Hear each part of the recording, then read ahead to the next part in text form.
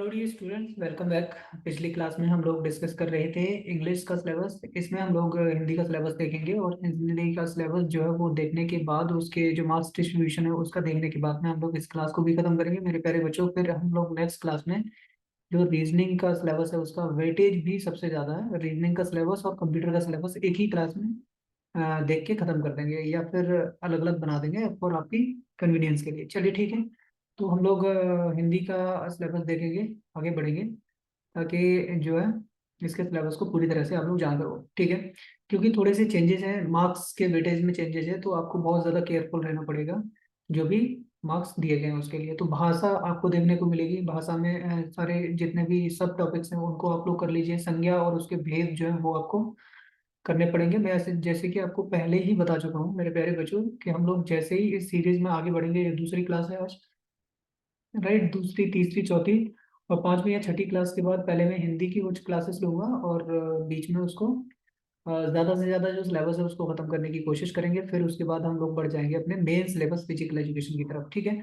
चलिए, हिंदी में जो भाषा आएगी आपकी, ठीक है। फिर उसके बाद अगर बात करूँ तो संज्ञा और जो संज्ञा के भेद हैं वो सारे आपको देखने को मिलेंगे। सर्वनाम और सर्वनाम के जो टाइप्स हैं वो आपको देखने को मिलेंगे। फिर उसके बाद में आ जाता है आपका विशेषण एवं विशेषण के भेद। तो मतलब जो भी टॉपिक्स हैं इसमें, चाहे वो भाषा ले लीजिए, आप संज्ञा ले लीजिए, सर्वनाम ले लीजिए, विशेषण ले लीजिए और क्रिया, सबके टाइप और मेन टाइप जो है वो और सबके सब टाइप जो है, तो मेरे प्यारे बच्चों ये सारी की सारी चीजें आपने करनी पड़ेगी। आप बच नहीं सकते। वचन है वो आपको पढ़ना पड़ेगा। तो ये नहीं है अगर उसने वचन दे दिया तो बस उसको बस लाइटली इतना पढ़ लिया, उसके भी सब टाइप्स आपको पढ़ने पड़ेंगे। चाहे वो एक वचन की बात करें, द्विवचन की बात करें, बहुवचन की बात करें, तो इन सारे के सारे टॉपिक्स को आपको कवर करना पड़ेगा। ठीक है। फिर उसके बाद लिंग हो गए, लिंग आपको करना पड़ेगा। उपसर्ग और प्रत्यय जो है वो आपको पूरी तरह से कंप्लीट करने पड़ेंगे।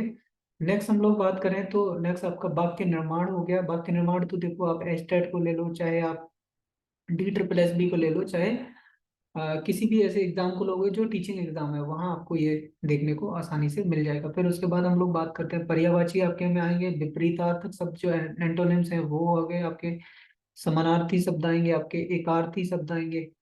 ठीक है। समानार्थी शब्द ये बाद में हो गया आपका। चलिए ठीक है। मुहावरे और लोकोक्तियां भी आपको देखने को मिलेगी और उसके बाद में अलंकार। इसके अलावा अगर हम लोग बात करें तो जो काफी परेशान करता है बच्चों को, संधि हो गई, समास हो गए, तत्सम, तद्भव, देशज और विदेशज जो शब्द हैं वो भी आपको देखने को मिलेंगे। पद परिचय आपको देखने को मिलेगा। पठन कौशल आपके लिए पढ़ना काफी जरूरी है। और शब्द सामर्थ्य जो है वो भी आपने पढ़नी है, जिसको इंग्लिश में हम लोग वर्ड पावर कहते हैं। ठीक है। जैसे कि हमने इंग्लिश में बात की थी मार्क्स डिस्ट्रीब्यूशन के बारे में, पहले ये 10 मार्क्स का आता था, अब इसको बढ़ा के कितना किया गया, 15 मार्क्स का किया गया। ठीक है। तो सिंपल सी बात थी इसके बारे में मेरे प्यारे बच्चों। हिंदी का सिलेबस इतना रहेगा और इतना सारा का सारा सिलेबस आपने कवर करना है। तो मिलेंगे अगली क्लास में, तब तक के लिए मेरे प्यारे बच्चों आप लोग हंसते रहिए, मुस्कुराते रहिए और पढ़ते रहिए।